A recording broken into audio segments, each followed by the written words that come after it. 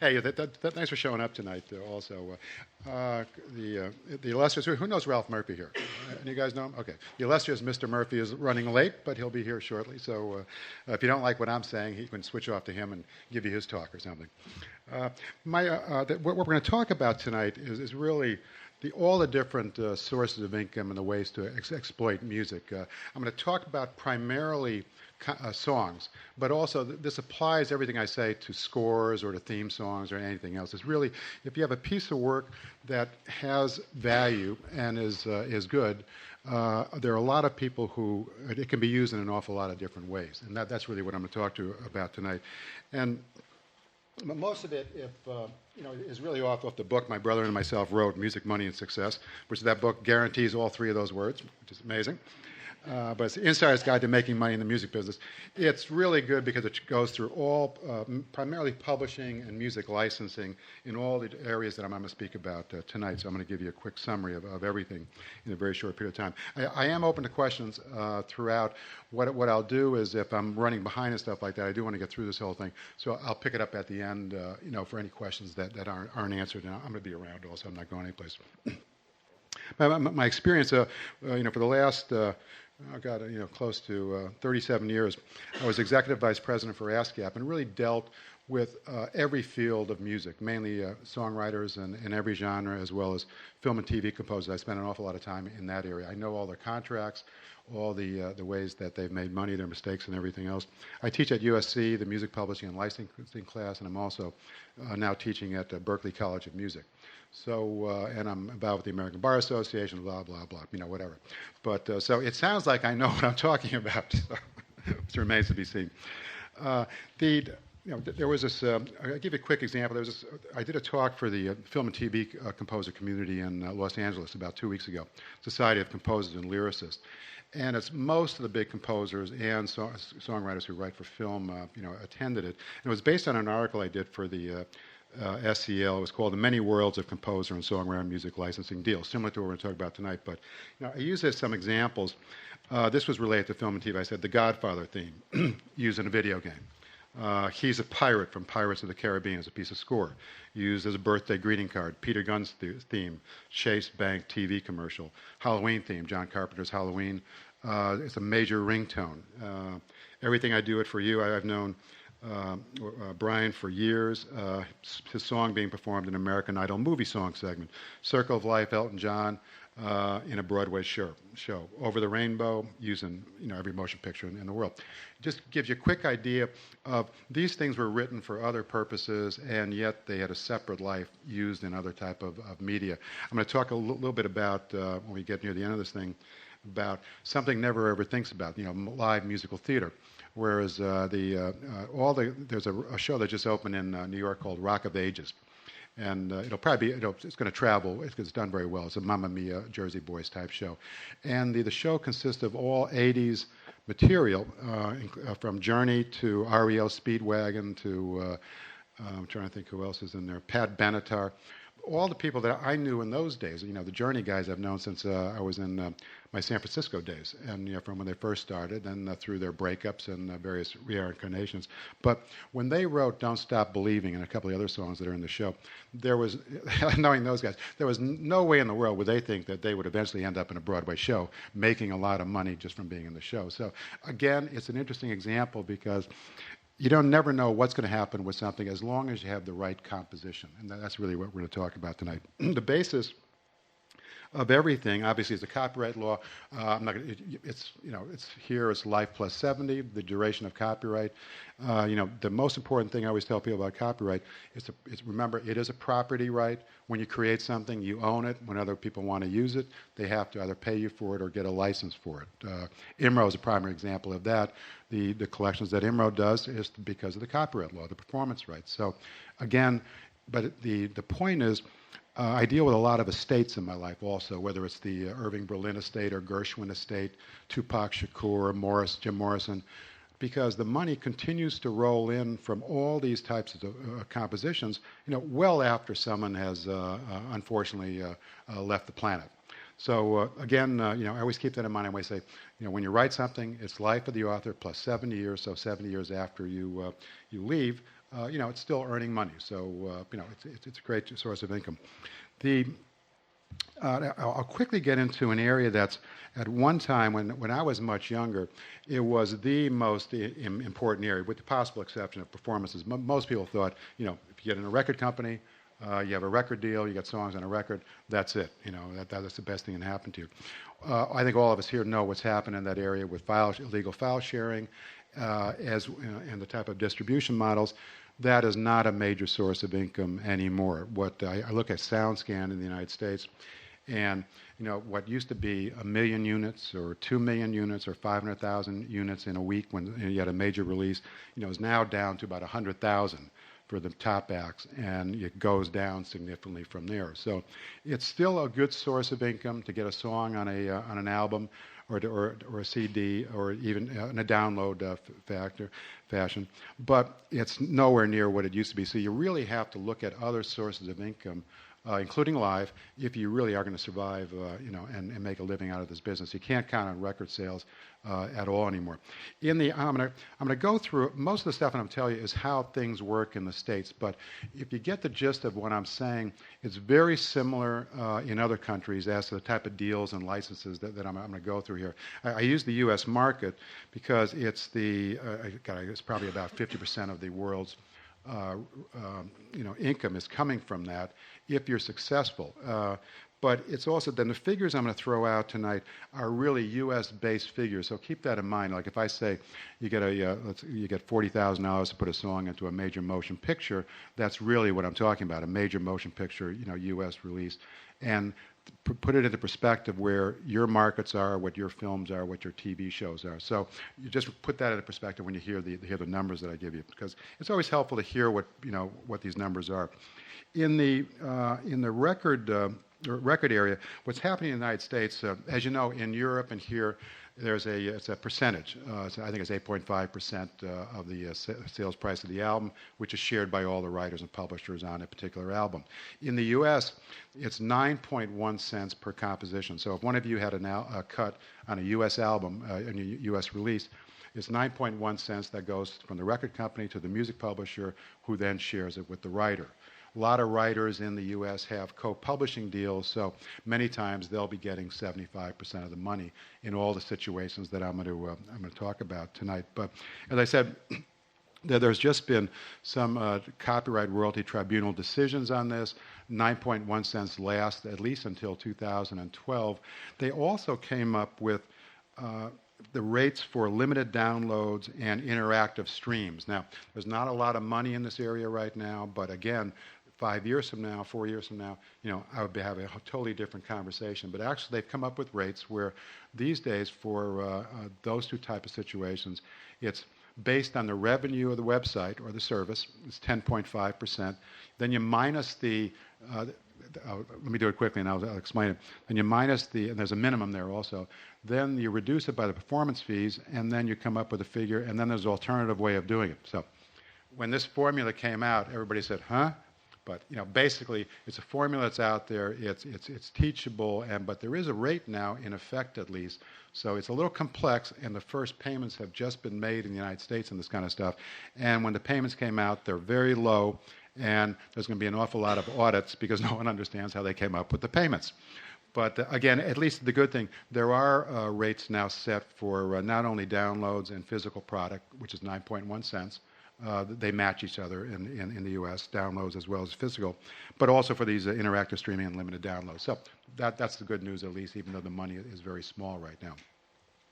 I'm going to switch around to a lot of different areas here. Let me just go through the one area, samples. Anybody know what samples are? When you take a piece of another person's copyrighted work, it could be a song, it could be a record, it could be both, and you put it into your own work. Now, in the United States, it happens very frequently, particularly in the hip-hop and rap areas where there's a lot of taking of other people's compositions, putting into their own. What you wanted to, how those deals work in the U.S., if it's an unauthorized sample, meaning if you've taken somebody else's work, song or record or both, put it into your own without permission, and get caught, that's the second part of this whole thing, always that one, you can lose all royalties on a particular song. So it's something that I think it happened with Verve, which is a British band, very good British band. They had Bittersweet Symphony, and they used like a very short segment from an old Rolling Stones song, The Last Time. And because of that, whenever you see that composition performed now, you'll see Jagger and Richard and Promo Pub as the copyright owners, as well as the people who get all the money from that composition. So again, if you're doing it, try to get permission in advance. When you do it, the deals are structured. There's sometimes most publishers will do it as long as the use is, a lot of times they'll ask to hear the use.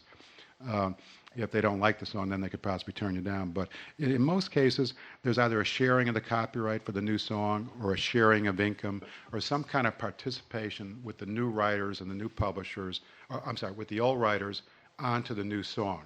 So instead of having, let's say, 2 writers on the old song, for the new song, you'd have four writers, as well as their respective publishing companies. So the best thing is, it's a good way to make money. There was years ago, I knew Rick James very well, for better or for worse. But if anybody remember Rick James? Rick James.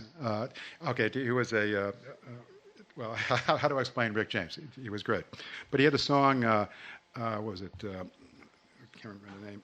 Oh, yeah, he had the song Super Freak, which was an absolutely great song. It was back in 1981. And then in 1990, I remember I was looking at the earnings of songs, and there was MC Hammer had the song out, You Can't Touch This. But I'm looking at the earnings of, all of a sudden, Rick James' song, which was like 10 years old, and it was a huge amount of money from performances alone. So, of course, if I would have listened to the record, I would have got it. So I asked around, I looked at the registration, and MC Hammer had actually sampled Rick James' song into his song, and so Super Freak made half the money for that new composition. But there was one, it was authorized, it was like they added MC Hammer to the, or they added Rick James, and the Alonzo Miller was the other writer on it, into the new song. And so from then on, all the parties got paid for everything that You Can't Touch This made. MC Hammer went bankrupt, as you know, but the other 2 guys, their estates, as well as Miller's, I think, still alive. They still earn a lot of money. So if you're going to do it authorized. And if it works in a song, it actually is a good idea. I'll tell you one funny story. We're talking about mechanicals and the 9.1 cents, as well as these samples and stuff. There's one song on Tupac Shakur's album called Resurrection. It was a movie also. And it had, I think, about 35 different royalty participants on this particular song. There was 20 writers, all their publishing companies, including him. And then there was a couple samples in there, including Alan and Marilyn Bergman and some other people, very legit writers, in quotes. And so, but I think there were about 35 to 40 parties who actually got paid on this particular song. So think about it, if you sold one record, that's 9.1 cents. You divide it by 40 people. Hey, not too many people make money on this stuff. But again, I'm just combining 2 things, mechanicals and samples, just to give you a feel how this stuff works. In the performance area, same thing would happen. Whether it's IMRO or GAMA or SASM or ASCAP in the States, the registration for this new song, that's the way the society would pay it, to all new parties for the new song. The video game area is one that I spend a lot of time in. I speak at the Game Developers Conference up in San Francisco each year, and it shows you all the new video game stuff and everything that's going on in that area. If you feel old, I recommend don't go to this thing. I can get away with it because I speak on intellectual property, but I looked around me and I said, those 2 guys are over there. They looked actually old compared to most of the people there. But it's a great field for both songwriters and scorers. It helps if you're an artist, obviously.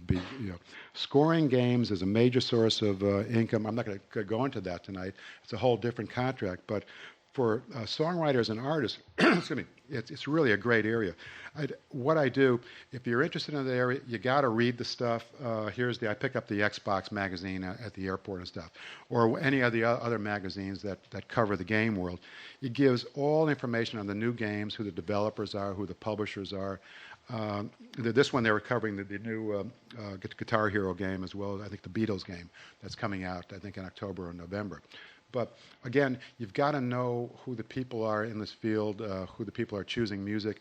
all of these, whether it's Activision or whether it's Electronic Arts, most of them have music supervisors who choose the music for these games. Unless they're doing a theme game, like I was involved with the Aerosmith game. It was Activision, so I saw a lot of that from inception. Those are theme games. Obviously don't get into those games, but other games, you have music supervisors who are choosing this stuff and putting the songs and the artist in the games. And for new artists, it is a way to get into these games. And I'll give you a quick thing about how those deals work. And again, any field you go into or you're interested in, or I'm going to cover tonight, you've got to know something a little about the business of how that particular field works. That's why I say video games, you just don't walk into video games. I read this kind of stuff. I listen to what happens at conferences. I'll give you, the first thing you have to know is like, what type of games are there and how, what is available to you.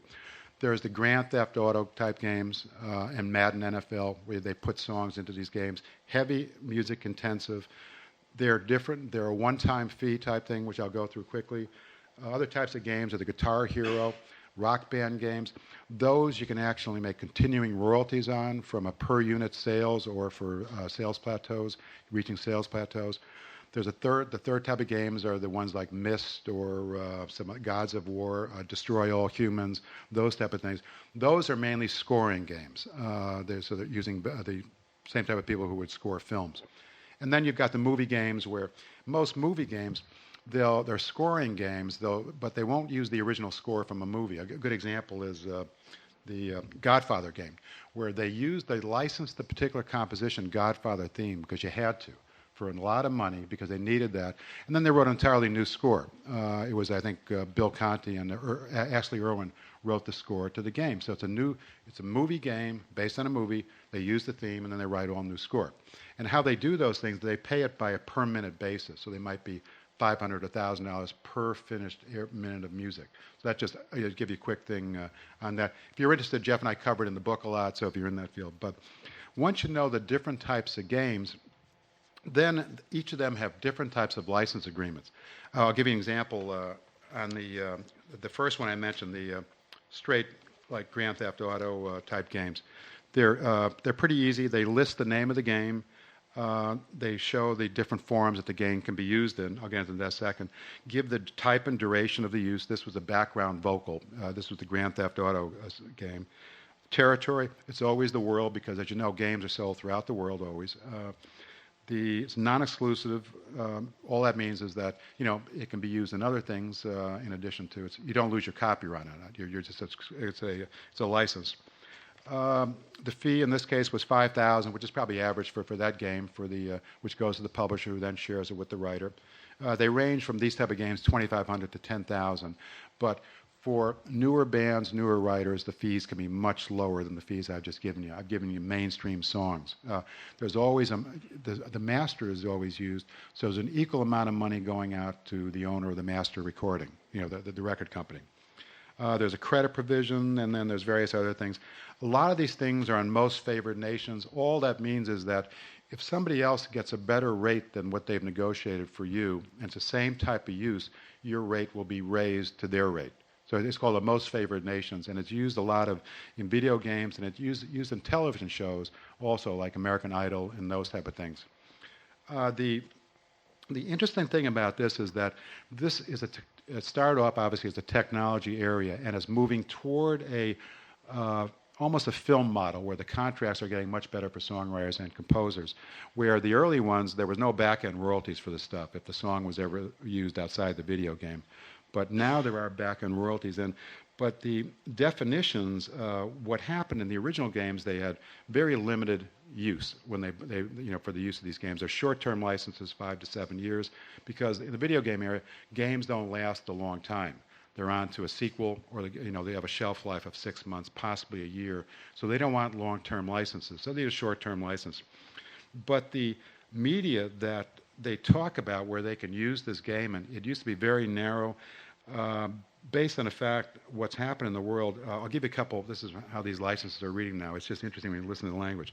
The rights they ask are interactive media, any media now known or hereafter invented on which digitized product operates, but not limited to personal computers, console games, machines, arcade units, all CD interactive machines, and any and all analogous, similar, or dissimilar microprocessor-based units and electronic formats, blah, blah. It goes on for another 2 paragraphs on this, giving all the types of areas. They're covering every base for the video game these days. So, but you look at these licenses, and it gives you a great feel for what's out there in this world, how things are being used. If you just go through this list of all these different types of things here, so it's an interesting specimen. Again, they're pretty. Everything else is pretty straightforward on it.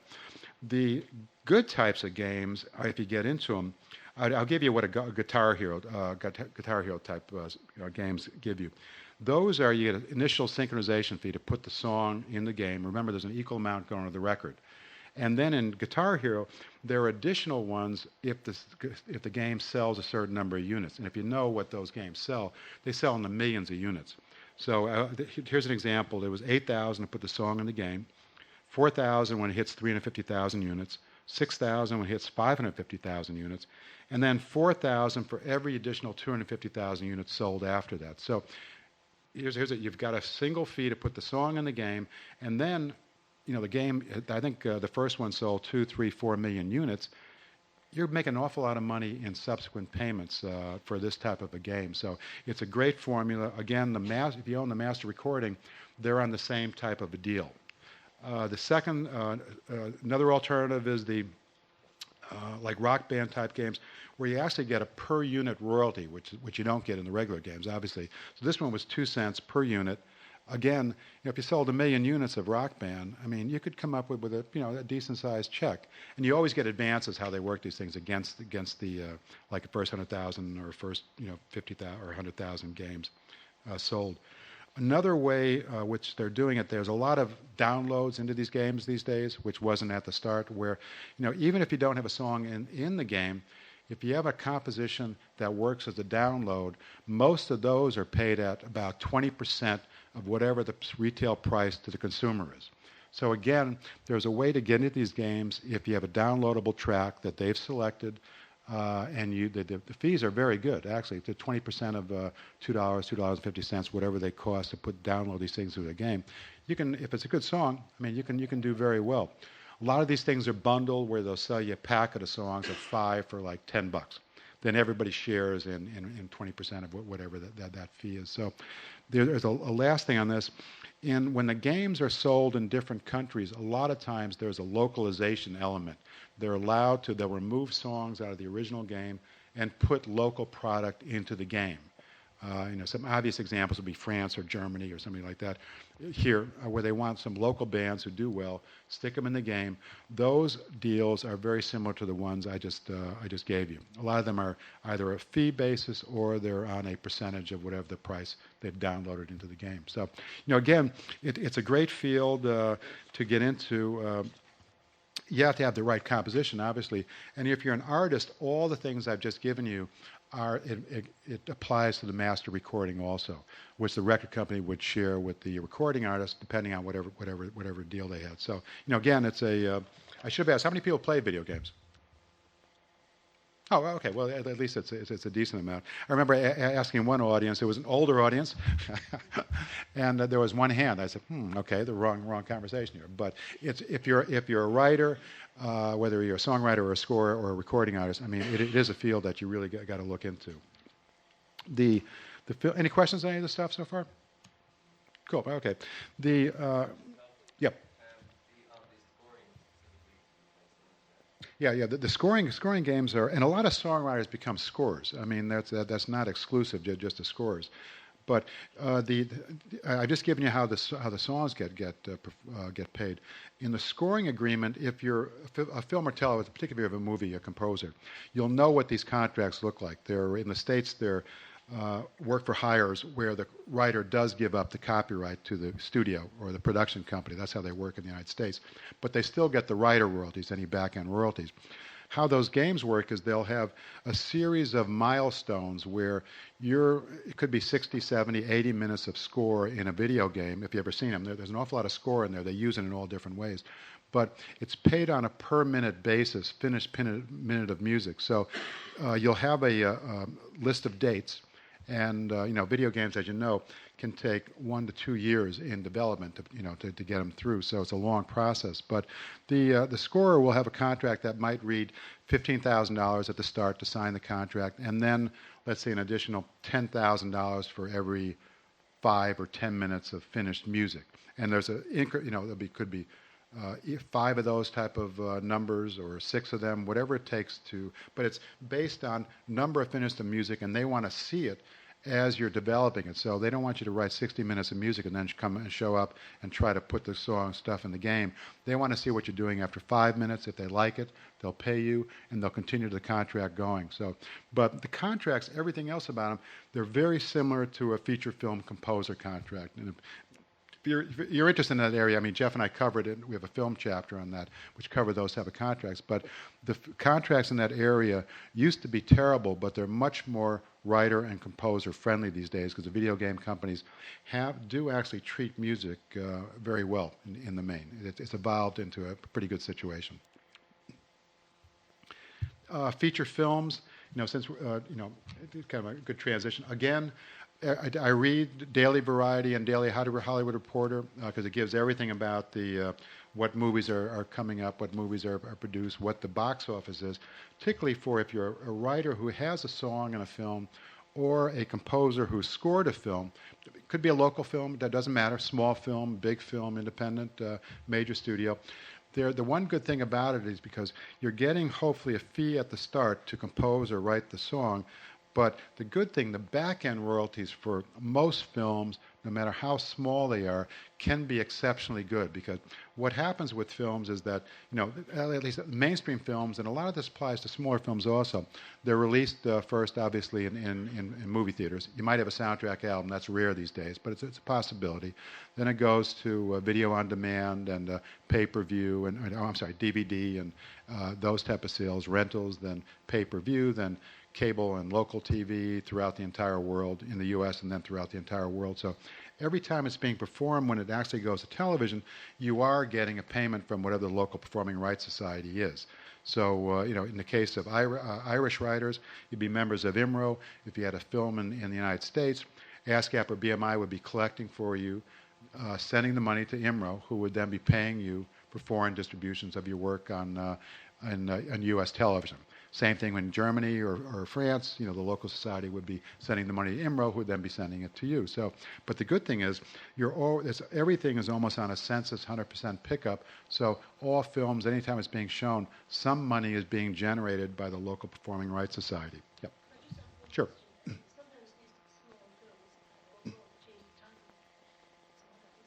Yeah, what you have to be very, very careful with that, because you're normally fine, and if it's all English-speaking countries, they normally don't change the title. As soon as you go to non-English-speaking countries, the title will, of course, be changed. You want to make sure that you, as a music publisher, or if you're representing the songwriter or composer, have a copy of the cue sheet, which lists all the music of that film, how it's used, who the writers are, who the publishers are, what society the writer joins, is a member of, like IMRO or ASCAP or APRA in Australia, or whatever. And that's what's circulated to all the societies throughout the world for payments. Now, if they change the title, you've better have somebody make you aware of what that title change is, or if you know it, make sure your society knows what it is, so the money doesn't get lost in a black box in a different society. As I said, if it's an English-speaking picture, they almost never change the title. But if you go into foreign countries, I'm in a foreign country. Oh well. But if you're going to Spain or France or Germany, obviously even Australia is kind of a different language. So you do want to know to make sure that they've got the title straight, because that's going to affect your royalties. And in the international area, there's a time limit. So if there are missed royalties or misidentified or put into a black box or whatever, if you don't get there within, let's say, 3 years or whatever the duration is, that could be lost money. So you do want to pay attention with your film. And the funny thing is, these days, when I go to the television section, the number of broadcast outlets, I just look at the United States, there's like 300-400 on my cable box in LA. A lot of them, they need product. They're showing anything, the worst movie.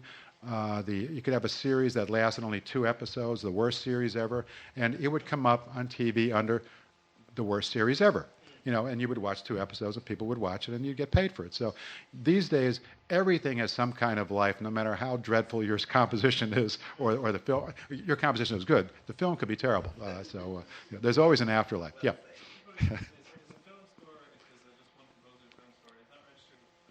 No, it'd be registered as one work, and that's why the cue sheet is important, because the cue sheet will list the film. If there are individual compositions in the film, sometimes they'll be registered separately because they might have a life of their own. Let's say a composer wrote, I'll give you a good example, like obvious one. James Horner wrote Titanic, the biggest film ever, as far as box office goes. The theme was written by he and Will Jennings. Obviously, there would be a separate registration for that song because it has a life outside of its own, outside the film. Most scoring stuff doesn't have a life outside of that cue sheet and that showing of the film, but it's possible. So if there are individual compositions, they're normally registered separately. Oh no! What happens on a cue sheet? It'll list every piece of music by duration. So it could be a chase scene with a title, 18 seconds into a love scene, or that's why I'm saying it's always done under just a cue sheet basis under the film. You don't register separately, unless I just gave you a good example of something written by the composer with another writer that has a life possibly outside of this particular film.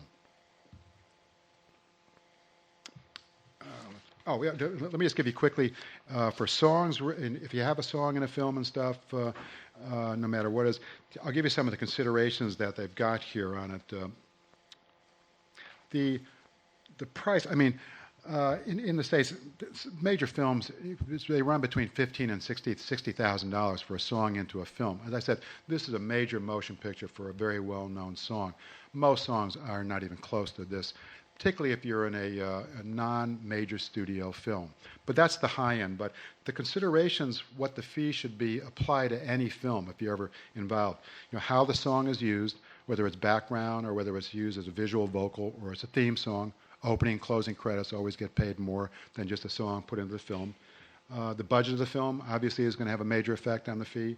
Stature of the song, was it a prior hit song or a new song? That has something to do with the fee. Duration of the use, how long they're going to use it in the film. Term of the license. In the feature film area, it's almost always life of copyright because they need to put that film in any media at all possible. So it's a pretty broad range of rights, with the exception of, in a second, I'll get to. Territory, always the world, because the films can be shown throughout the world. That's what these contracts look like. As I said, opening and closing credits make more than the normal song. If you have multiple uses of your song in a film, the fee would be higher, hopefully. If they ever change lyrics, lyric changes always affect the price of a song. If you have a pre-existing composition, if they change the lyrics to a well-known song, you'll always add more money to the fee. Rights granted to the film producer, very broad, because the film needs to be shown anywhere in the world in any type of media. Let me see if there's anything else. Interesting. For smaller films and for student films, I teach at USC. They have a tremendous film and TV department there. A lot of really good filmmakers. But for film schools and for independent films and stuff that they're trying to get the stuff just into the theaters, there are a lot of times they'll issue a film festival license. What it is, it's a very short, very cheap license. It could be $100, it could be $500. Some people have done it for nothing. And it allows the film producer to put the song into the film just to get into film festivals. Yet what these contracts look like, they'll add money if all of a sudden they get distribution, but beyond the film festival, there'll be an additional fee paid to the music publisher and the songwriter. And some of these things have a box office increases in them based on the film. Small film starts to do very, very well, gets box office of $1 million or $2 million or $5 million. Sometimes these contracts will add an additional payments because you gave such an initial payment very low. So again, it's a different type of license. You never want to price yourself out of a film. The most important thing, based on back-end royalties, you always want to get your song into a film. So these are just some alternatives of doing it. So if you're not happy with the price they quote you, at least build in something for options that if they're successful and the film's successful, you at least share in some of the success. So that's one way of doing it. Let me see if there's anything else in the film area that's of interest. I'll give you a good example. There was some songs are very music intensive in a very strange sort of way. There was a film out, Contact. It was about, 10, 15 years ago. The interesting thing about the film was at the start of it, they used about 100 different pieces of music at the opening.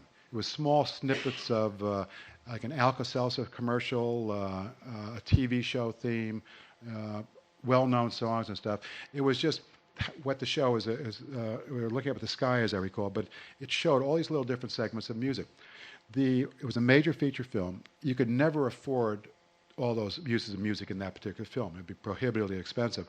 What they did is, in that case, everybody got the same thing in Most Favored Nations. You got $1,000 for your song in that film for a very limited use, and so everybody got the same way. So whoever agreed to that, they were able to, for like $90,000, get all these famous songs and uses into the start of the film. And it made sense because it connected into the film.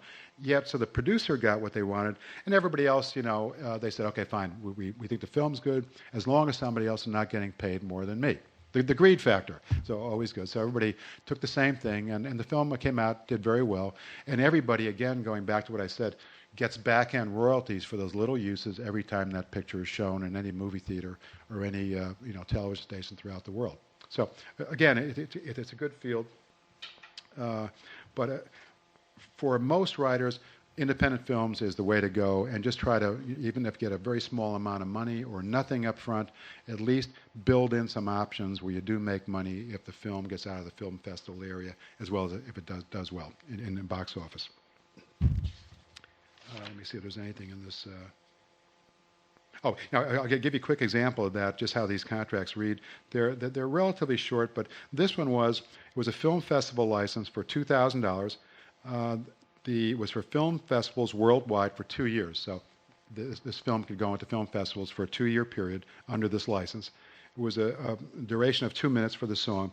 They had an alternate fee rights, $35,000, for all media and devices now known and hereafter devised, if the movie went beyond film festivals. So this was a 2-step deal, very low fee up front because it was a pretty decent picture, and an alternate rights fee if it went beyond that for like $35,000, which is not a bad fee.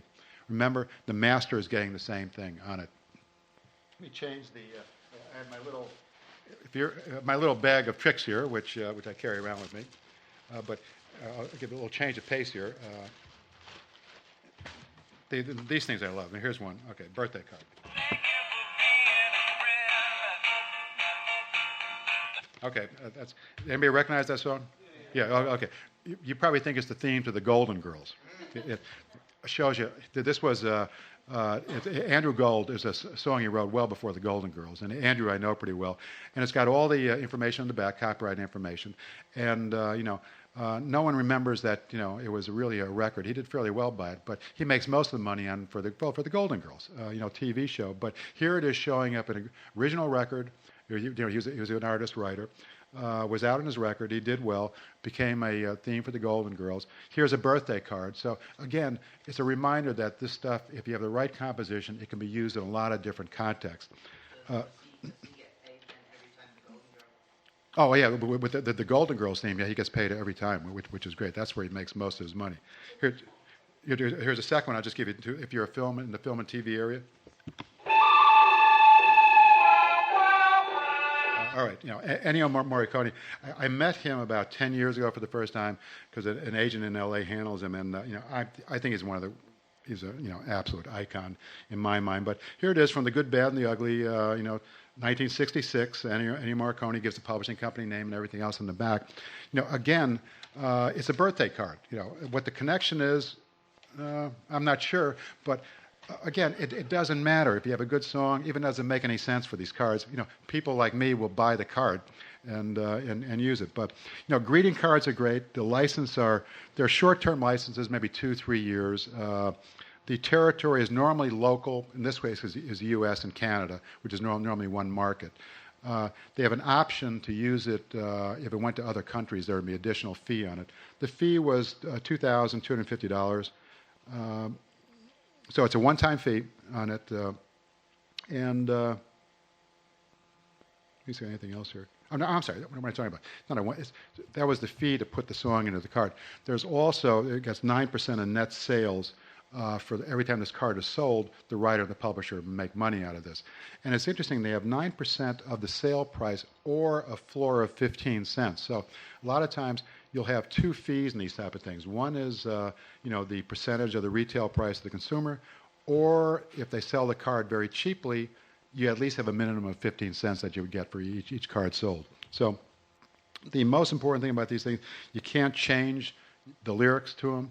You can make an arrangement, but it has to be an acceptable arrangement. You can't screw up the song on these cards, so they can reject it. After that, if you're a publisher, you'll always listen to what they do with the card. You'll get a couple copies of it, and then you have final right of approval on them. So as long as they don't screw the song up. But greeting card business is a great business. The interesting, it says the media. This is a brand new one. All physical greeting cards, e-greetings, gift bags, and gift boxes. So again, if you're selling this kind of stuff, the newer licenses always include email or the internet, things you didn't see in any of these licenses before. So that's why in television and some of these other things, they'll look for these broad licenses that cover everything, so they don't have to worry about releasing this thing and then can't do an email on it, because that's a fairly decent business these days on the emailing cards. Is there are the card companies kind of lazy and with relation Yeah, to? it's almost always a hit-driven business. They want recognizable cards, because the people buying the cards, you're buying a card with a message to it attached to and people recognize the song. When you open up a card and you don't recognize the song, you might say, why do you give me this card? But again, it's possible. If you're giving the card to a friend of yours who knows your song, then it's a really good idea. Sale of 3. But I tell you, these cards are great. They actually sell 100, 200, 300,000 units if you have a very successful card. So again, it's an area that you don't think about, but it's His Highness Ralph Murphy just came in the room, and Shay Healy. All right, out of sight. Good to see you guys. So the greeting cards is great. Another one is interesting that you don't think about is the lyric reprints. Now, again, it's song driven on it to put lyrics on T-shirts or jeans and stuff like that. But I'll give you one that I find absolutely interesting, and this was lyric jeans, and it's for upscale jeans. They actually give the price close to $200 jeans. So these are not the type of jeans I'm wearing, nor most of you, I don't think, but certain exceptions. But the license is non-exclusive license, meaning you're not giving up the copyright. Utilize the lyrics from this composition. They attach the lyrics they want to use, which they put on the jeans in this case. The license is for 3 years, territories of the world, because they want to sell these jeans throughout the entire world, so you always want that. The interesting thing was the royalty structure. Okay, here it is. 10% of the wholesale selling price per composition for high-end specialty retailers. They give an example, Barney's. 9% for department stores, an example, Bloomingdale's. And 8% for mass market stores, Target. So I don't know if any of those stores are here in Ireland, but I just loved it because they have the same jeans being sold in 3 different type of stores with different royalty rates. So, you might have a $200 jeans at Barney's and Target, where Ralph shops, you might be, $50 jeans. So, it was great. It's an interesting license. Again, it shows you if you're in this business or in the licensing business or licensing your composition, try to think of a lot of different options and be innovative, which I found this license as very, very innovative on it. You get a larger fee for a larger size. Yeah. I like that. The letters are larger. That's very good. Yeah. Children's are way down on the bottom. Let me see. Television. I'll go into more of a Main Street theme. Again, I mentioned before, TV is the best way anywhere for any time to get your song into. There's so many television shows out there. As I said, here's the list of the ones. My cable thing in L.A. It's a Warner Cable. It's like 400 different channels. some of them are the same, but there is so much junk. I mean, really good shows on all these stations. It's absolutely incredible, but all of them use music. And the whole world of reality television, I think about close to 30% of shows now in the United States are non-scripted shows, meaning reality shows, and they use a ton of music if you look at any of those type of series. So I recommend to people, if you want to get in this business, I've got a Variety here. Variety or Hollywood Reporter are two of the U.S. Film and television magazines. They have TV and film production charts in these magazines where it shows all the what shows are being produced, what shows are in development, what shows are in pre-production, what shows are currently running, people to contact, and everything else. And if you watch these shows, you always have to watch television if you're interested in getting, because you've got to know what type of music they're using in TV shows. So if you're looking at CSI, you'll get, or I go back to like Miami Vice, using particular type of music. CSI uses certain types of music. Other shows, so you don't send something into somebody that they're just going to reject you completely. And if you have a relationship with them, they'll never talk to you again. So the television business, you really got to watch TV, see if your song, even if it's a new song, because a lot of these shows do use new material, particularly if there's a good record on it. It's tough to sell just a single song to somebody these days. But music supervisors are pretty open. I'll give you a couple. Just what these licenses look like. There's a number of different types. There's an all TV license, and this applies throughout the world, but I'm giving the U.S. stuff, which can get pretty complex here. There's an all TV license with home video option. All that is, they have the right to put the song into a show for a particular fee. Let's say it's for the major songs, it's like $7,500. Life of copyright, which means that show can be shown anywhere for the entire life of copyright. So that's one type of fee. They'll have a territory. They'll be the world normally, because TV shows are shown normally throughout the entire world. Fee, they'll have a, see if there's anything else in there that's interesting.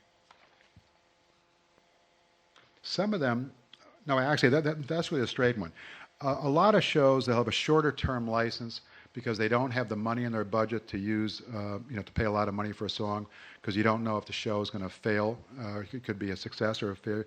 So they'll have options. Well, they'll have a short-term license, could be 5 years maybe, with an option to turn that particular license, which you've signed, into a life of copyright all media license, meaning so they can use it throughout the world forever. So if the show is successful, they have the option to just, for a particular fee, you can't say no, their particular fee, they can use that, put that song in and keep it in that show forever.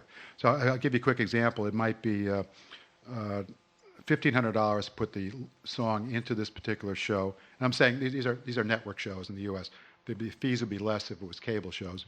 And then an additional $15,000, $20,000 if they chose to pick up the option to put it into an all-media life of copyright license. So, you get a small fee at the start. If the show is successful, because they want to run it throughout the entire world forever, they give you the additional money so they don't have to worry about it.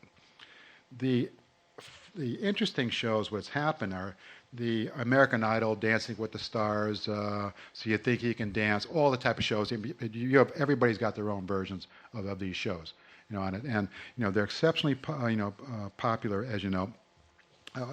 They're interesting because they have so many options in them, it's ridiculous. And I'm really giving you the U.S. shows now, but I think they're all handled pretty much the same way throughout in other countries. They're all on a most favored nations basis. So you get a license that's probably about 4 or 5, if you're the music publisher, 2, 3 pages long. It's got a lot of different options for all different media. But the sum and substances, they put the numbers in. You're not negotiating numbers with them. They say it's really a take it or leave it. If you want your song in these shows, you normally you don't negotiate. You just say yes or no, and then you sign the bottom of the license. So that's very different from the other types of negotiating songs into television shows. But I'll give you a couple examples just to show the type of options that they cover these days. Because as you know, these shows they could have a very short life, or they could be living forever because they show them all over the place. In this particular one, let me give you a American Idol type license. Okay, what they do, it's interesting. They'll explain the show right at the start. They'll tell you what the show is about. So it's in the license, actually. Contestants audition and perform for the ultimate goal of being chosen, blah, blah, et cetera, et cetera, et cetera. They'll list the name of the song. They'll tell you how it's going to be used. They're almost always visual and or background vocals, so it gives them the option to do anything they want with the song. There are a lot of writers out there, major writers, who will not let their publisher license for the original episodes of these songs. Primarily because if you watch them, normally those are the ones where the singers screw up the song. You have the worst singers in the world, and they'll screw up the song completely. So a lot of writers will say, I don't want my song in the initial episode, but subsequent episodes, you can put my song into. So, whatever. It's a different form of licensing. The territories, in this case, the U.S. and Canada, these shows, they'll have options when they take it beyond that. As I said, most countries have their own shows similar to this, but so American Idol and Dancing with the Stars start off with a 1-year U.S. and Canada. Rights are free basic cable and satellite television. Again, they know where these shows are going to be performed, so they'll put it in the original license. They'll have, in this case, it was like $2,000 for the initial episode. Then they have additional amounts for recaps or subsequent episodes where they use the same song on it. Rest of the world, they have a 2-year license for the rest of the world. Free basic and pay cable, satellite television, video on demand, in context, trailers up to 30 seconds. They have an additional fee for initial episode, additional fee for subsequent episodes worldwide. So again, these licenses are combining an awful lot of things in the same thing. You have no really choice on it, but it really shows you a lot of different options. Then it goes into electronic sell-through, which is becoming very big these days, which you look at old licenses, you never see that. For streaming downloads, if they're selling these shows that way, there'll be additional fees. If it's an audio-visual or an audio only, they'll have different rates in it. Then they get into ringtones and ringbacks. Most of them are the statutory rate, whatever it is, but they might have different fees for that. So they are covering audio-visual streaming is a new one, which you never saw on licenses, obviously, a couple of years ago. Now they're in every license, and internet streaming an additional $700 for 4 months. Streaming all wireless mobile platforms. So again, what? Yeah, they're under downloads and everything else on this whole thing. So everything is covered right now in these licenses where they really have a lot of control over this composition and all different uses when it's coming from this show. So it's a fascinating area. But I said, in most cases, you don't negotiate. They tell you what the fees are because most people want to get their songs into these shows. And it's good. It's very good publicity, and normally they're well received. So, is there anything else here? Yeah. Oh, okay. That's for the TV area. Again, there are a lot of different ways to license for TV. Most of them are these short-term licenses with an option to pick up if they want to use it. The show is successful. They'll get all media worldwide licenses, life of copyright licenses for an additional fee. So again, TV is you never want to turn down a TV license in the main because the back-end royalties for even the worst shows can continue for an awful long time. Yeah. Do they ever ask for exclusive use? No, you never, unless you're writing a song for an episode or for a film where they own the copyright then, that's an exclusive. But for any other, it's a non-exclusive license where anybody else can use it. What you'll see sometimes a film producer that comes up in the film area, where if they're doing a movie, let's based on Janis Joplin or on The Doors, or some very well-known personality that have the songs associated with them, they'll have a license with you where you will not be able to license that song to any other film for a certain period of time. It's an exclusive hold. So that's the rare exception when you're dealing in that particular area. Every other time is a non-exclusive license. Anybody else can license the song for any other project. Different from the advertising world, which I'll cover in a second, but for feature films and TV shows, pre-existing compositions, always a non-exclusive license. Yeah.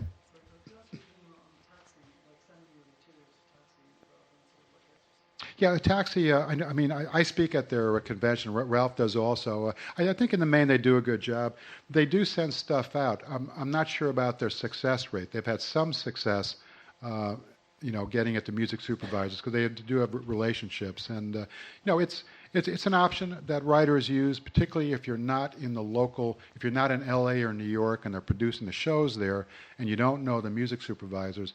It's another way of trying to get to them because you've got to get the music. Yeah, Ralph? If I could address that, one of the things whenever you use a plugger is they can get you into a situation where you can achieve. What's going to happen once you get into that situation? Normally, the record company negotiation matches the publisher. In most cases, the publisher is making the deal. The record company will normally go along with the fees set because, but the publisher is normally one setting the deals. But if you're the record company, you always want to push your own masters. You better have good relationships with the music publisher and the copyright owner of whoever owns that song because you're going to have to get them. You don't want to sell a deal to somebody and then not have the right to put that song in. Well, I'm just thinking of something. I don't know many people here write their own songs. An advertising company, a TV company, whatever. Difficult, but is the assumption here that they have to go through, have to find themselves a good publisher? Oh no. If you own everything, you're in the best. You're in good situation. If you own the song and if you're the songwriter as well as the recording artist, and you own everything, you have assigned anything to anybody, you go out and do it yourself or get your representative to do it. It's. The record Yeah. the TV companies won't run you when they find there's a knock on the door. No, it's the product they're going to want the song. In the advertising world, they want songs that are hit songs normally. It's rare you see a non-hit song being put into an advertising commercial. Most of those are written by production company people or people who work for jingle companies or sometimes who work for the advertising agency. So it's a hit-driven primarily. And yeah, and I said the main thing in the advertising world, the contracts they're like 3-4 page contracts and stuff. They'll have a lot of options in them because in this field, I'll give you a U.S. example, but the same thing would be for here. Some of these things start out in a local territory or a supermarket basis, a small one supermarket, then to a number of supermarkets, then they take it out to a county, then go nationwide. There's all these different options in these agreements where for an additional amount, as each step happens, they know that it's a successful use of that song and that particular for that product. As each stage, additional monies are paid as far as an option goes in these deals. Normally the deals are for 1 year with maybe a 1-year option for major commercials, but they're really in step deals which are chosen by the advertising agency, obviously, not by the composer. Lyric changes are a big thing in advertising commercials, which I just went through. You'll always ask for more money if there's a lyric change. And you always want to see what the lyric change is and have, you don't want to just give it to them without seeing what they're doing to it. So the contracts are pretty straightforward. There are a lot of options in them for radio, for internet, for all these different type of media. Again, the most important thing is to get the composition in there and then hopefully it gets a life of its own with the product and it's not a bad use. I picked out one here. It was a Burger King commercial. It was a very well-known U.S. song. It was, if you know the U.S. market and stuff, this was it was for Burger King, and it was for commercial would be limited to Hispanic-speaking television and radio stations only. So again, advertisers look at the market, very large Latin population in the United States. This one was only for a particular fee. The contract looked very much the same, but the use was limited to only stations of Hispanic nature. So I said that's an interesting example again.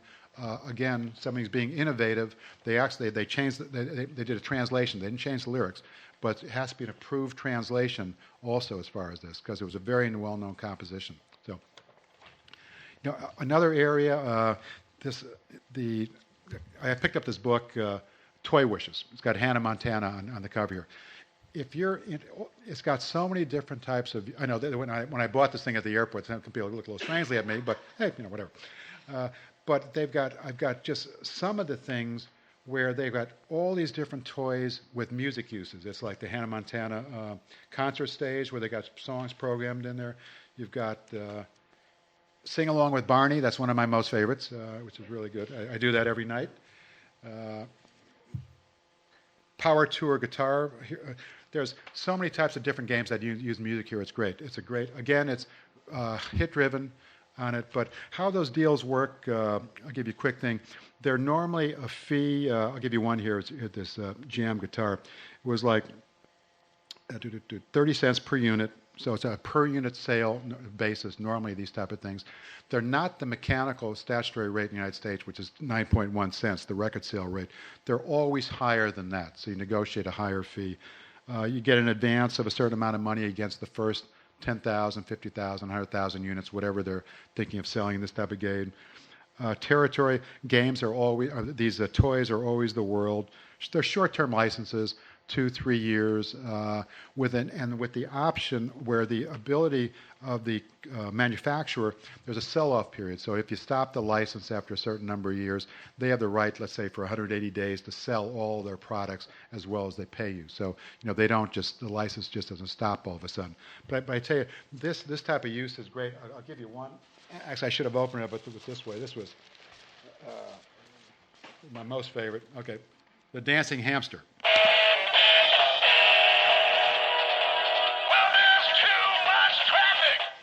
Okay, anybody recognize it? Sammy Hagar. Okay, Sammy Hagar. I was there when he was inducted to the Hall of Fame. It's amazing how things happen. But this is I Can't Drive 55. It's a pretty well-known song of his. And it's got all the copyright information on it and everything else. This thing was probably 25 to 30 cents per unit. These things sell a lot, whether they're singing fish or these dancing hamsters or Elmo the doll or whomever. So again, another way to make money. They're license agreements, which I just went through. They're pretty easy licenses. Not too much to negotiate on.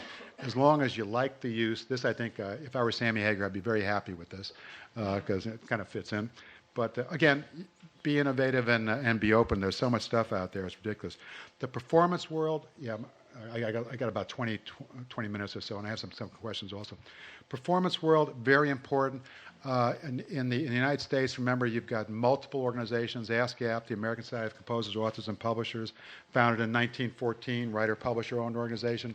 BMI, founded in 1930, broadcast-owned organization. Small organization, CSAC, so you've got 3 PROs in the United States, like having 3 IMROs, all with different personalities. Who collect royalties for the performances. Again, all radio, TV is licensed, live performances. Everything that IMRO licenses here, it's licensed in the U.S. by the U.S. PROs. Through reciprocal agreements with IMRO, you are paid as writers and publishers if you don't have a sub-publishing deal in the U.S. through these reciprocal agreements between ASCAP, BMI, and IMRO. So you're always covered in the United States if you have performances in any media there. The amount of money in the U.S. is like, it's quite substantial, as you might have guessed. ASCAP, I think, last year collected $934 million. BMI about $901 million, and CSAC way below that. They don't announce their figures, but a lot of that, there's probably about $500 million just from the radio stations alone from PRO money. So TV is probably about the same, all sorts of television. So again, it's a major market. It's a major decision you have to make because you have to decide who licenses your works in the United States. But again, there's a lot of money in the performance world. It's the one area that no matter what has happened in this economy and in this file sharing and everything else, it's the one area that has held up very well. Radio, television, all the new different outlets. The new media area, there's not much money in it yet because a lot of these licenses are currently being negotiated in the U.S. through rate courts and through other types of negotiations. But, as I said, 5 years from now, we'll be having a completely different conversation. The traditional media will always do very well, and when you add that, the new media, number of years from now, it is going to be a significant source of income. So again, you've got to pay attention to that world. It's not just the regular over-the-air stuff anymore. It's the internet streaming, websites, webcasting, everything else of not only songs and records, but audio-visual product. So, there's a whole new world out there, which I, as long as everybody does their job licensing, it could be very, very good for songwriters and music publishers. Just a book, sorry to interrupt. Yeah. Music, Money, and Success. Is that available here? No, you can get it off Amazon.com and stuff. It's not sold in Ireland. I think it is in the UK, but not here. So, but as I said, it's a real good book, and any of the stuff I'm talking about, it goes into way depth on any of the stuff for songwriters, publishers. If you're a scorer, everything else, it does very well. Let me do one thing, and I'll open up to questions on it. One area which I was mentioning at the start about Journey having that songs in that show, Rock of Ages. You've got all the type of shows. Jersey Boys obviously does very well ever. Mamma Mia, Everywhere I Go in the World. That show is there. Rock of Ages is going to be the same thing with all these different compositions. Moving Out did pretty well. Billy Joel, Queen, We Will Rock You. Now there are some shows that. Which just goes to show, no matter how good the songs are, if you don't have a good book, forget it. The show's going to be a disaster. The Beach Boys, Good Vibrations, god-awful show, closed very quickly. Lennon, the show based on all John Lennon stuff, closed quickly. Times They Are Changing. Bob Dylan songs, how you can screw that up? Disaster. All these shows cost at least $10 million and were, in and out of the box in one night. So having good songs is no guarantee for success. But the top ones, if you have a good book and a good story, it's like anything else. The songs, the shows will do very well. But my brother was involved with All Shook Up. They handled the Elvis Presley catalog. Again, great songs, great records. The show didn't last that long because the story was just not that good. But the interesting thing how these deals work is that there's multiple variations here. There's a Dramatist Guild contract, which is the Dramatist Guild is the primary organization in the United States that handles all Broadway and theater stuff. They have a sample contract, recommended contract, which is it's well worth looking at. The DramatistGuild.com if you ever want to see it. But it's a contract where it's based on the percentage of the box office gross. And what it is, the librettist, who's the book writer, the composer, and the lyricist all share in prior to Broadway and during, until a show is recouped. Remember, shows are costing $5 to $10 million, musicals to put on Broadway. Prior to recoupment, it's 4.5% of the box office is paid to those three entities, the book writer, the lyricist, and the composer. Once the show recoups, it's 6% of the box office is going to those three players. Now think about it. I'll give you some examples. Wicked, I think, does $1.6 million on Broadway alone every week. The Jersey Boys, Mamma Mia, they're doing over $1 million each week on Broadway. 6% of that, it's an awful lot of money on a weekly basis just going to those three entities. Forget everybody else in the show. It's a whole separate calculation. That's one way of doing it.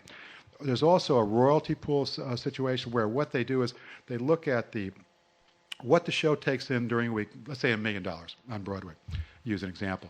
It costs the show $400,000 in cost to put that show on each week. You've got $600,000 left over. That's the operating, that's the royalty, what the royalty pool is based on. That's the weekly operating profit. So you take 35% of that, which is the pool, and that's what everybody who is a royalty participant shares in. So, each week, a lot of these people are making an awful lot of money if you have a successful show. So that's just another way of doing it. A last one is similar to like a Jersey Boys or those type of shows where they have a lot of songs in it, some of them well-known, some of them not well-known. They might have two tiers where the main hit songs get paid at a percentage of the box office, whereas all the other songs get paid a weekly fee. Could be $250, $300, $500 a week, whatever you negotiated. So in those situations, you have two situations. You have the hit songs being paid a percentage of the gross, box office gross, and you have all other songs, non-hit songs, being paid just on a weekly fixed rate, for as long as the show runs. But, again, I throw it out there. It's an interesting area. It's not one that most people get into, but it's under the heading of stranger things have happened. I know Journey and those guys would have never thought they would have gotten into a show. So, it's a possibility. And there are regional theaters, there's local theaters, variations of these type of deals. If you know what these type of deals are, you'll at least know how to structure maybe if you do get something into a situation. So, hey, any other areas you want me to cover? Because I've given you an awful lot of stuff on this whole thing. Yeah, I'm open to questions or, I just have a question. You mentioned Yeah, what'll happen is normally the whoever the artist is or the writer artist or the case may be, they're the ones who are putting a lot of times they'll be the writer, but a lot of times they won't be the writer. They'll be the ones putting somebody else's composition into their own record. So the record company is the one, or somebody has to contact the music publisher. if it's a well-known song, you just go online. You've got IMRO. In the States, you've got ASCAP.com, BMI.com. There are all sorts of there's sources to find out who the music publisher is, copyright owner is, of the composition you want to use. So you contact them, you get their address, phone number, and they're used to these type of requests because sampling is a very big business in the United States particularly. So, and then the negotiation, they'll want to hear the song, they want to see what you're doing with it, they want to hear the record a lot of times also. But you don't want to, so they're easy to contact. Sometimes they will not allow you to use their composition or a record. If it's a record, then you've got to contact the record company who owns that sound recording. So, because a lot of times they'll pull both the song as well as the record into your new one, or just use part of the record, forgetting about the song. So there's two negotiations going on. The song one normally is the most difficult one. That'll set the tone for what the record copyright will get. And that's like a recording that you recording. Yep. You're using it as like a live context. No, live contact, you're actually okay because normally the venue has a performance license for live recordings. You haven't synced that, or whatever you want to call it, you haven't put that into some kind of tangible form, which would be a record or a download or a commercial or an audiovisual product or something like that. As soon as you do that, that's when you need all the permissions. If you're in a live performance, the PRO license, like the IMRO license, would cover all of the compositions performed in that particular venue. It doesn't matter if they're samples, doesn't matter if they're, you have 18 samples in a particular song, because through their license, the venue or user gets the right to perform whatever songs that are under the IMRO license. So context doesn't come into it in a live performance? No. Because it's a performance right. It's covered under a different license. Anytime you get into synchronization, audio-visual licenses, there's a whole separate set of rights and permissions needed. It's like when you're watching TV, you've got not only the performance right license, which is the IMRO license covering the television, you've also got all these licenses in the commercials or in the television show that's being aired or in the film that's being aired, which I've just gone through. So you got multiple rights, multiple negotiations, multiple licenses. Yep. I know it used to be, well, they said it used to be true that like if it's happened, I'm sure that's No, never try that. You'll be sued immediately. Better people than you have lost. No, it's like there's no duration on use of other uncopyrighted material. There's a lot of arguments there of fair use and these other type of terms that are used, but once you're using something commercially, there's no durational requirement. It could be 2 seconds. As soon as it's recognizable, you have a problem, or you need a license. So could you blatantly, if you can do that?